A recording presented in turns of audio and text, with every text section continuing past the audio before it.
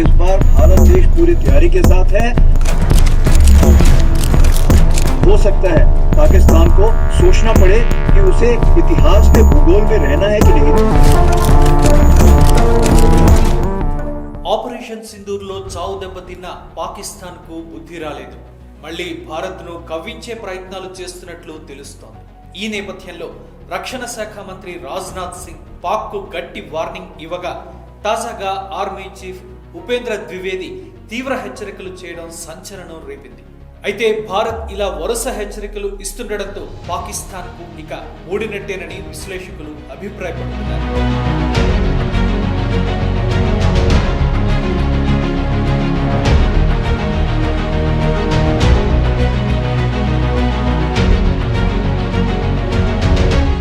అసలు ఏం జరిగిందంటే పశ్చిమ సరిహద్దులోని సర్క్రిక్ ప్రాంతంలో పాక్ సైన్యం చురుగ్గా కార్యకలాపాలు చేస్తోంది.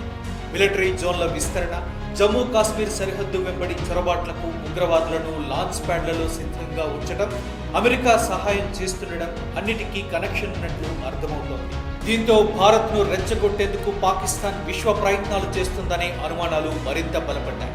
ఈ చర్యలతో కాశ్మీర్, పంజాబ్ సరిహద్దుల్లో ఉద్రిక్తతలకు దారితీసే అవకాశం ఉంది. దీంతో భారత్ ఇంటెలిజెన్స్ వర్గాలు అప్రమత్తంగా ఉంటూ సైన్యాన్ని అలర్ట్ చేశాయి.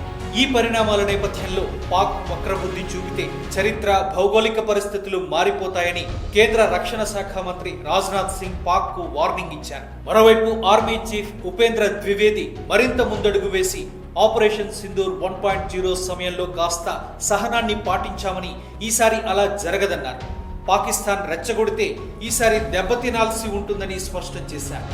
భౌగోళికంగా ఉండాలనుకుంటున్నారా లేదా అని పాకిస్తాన్పై మండిపడ్డారు. ప్రపంచ పటంలో ఉండాలంటే సీమాంతర ఉగ్రవాదాన్ని ప్రోత్సహించడం ఆపాలని హితో పలికారు. అలా కాదని ఈసారి పాకిస్తాన్ దుస్సాహసం చేస్తే భారత్ సంయమనం పాటించదని, వరల్డ్ మ్యాప్ నుంచి పాక్ను లేపేస్తామని ద్వివేది తీవ్రంగా హెచ్చరించారు. పాక్ వెన్నులో వణుకు పుట్టేలా భారత రక్షణ రంగం నుంచి వెలువడిన ఈ హెచ్చరికలు ఇప్పుడు హాట్ టాపిక్ గా మారాయి. ఈ క్రమంలో ఎక్స్ లో operation Sindoor hash tag trend అవుతోంది. నెటిజన్లు పాక్ జాగ్రత్త అంటూ పోస్టులు పెడుతున్నారు.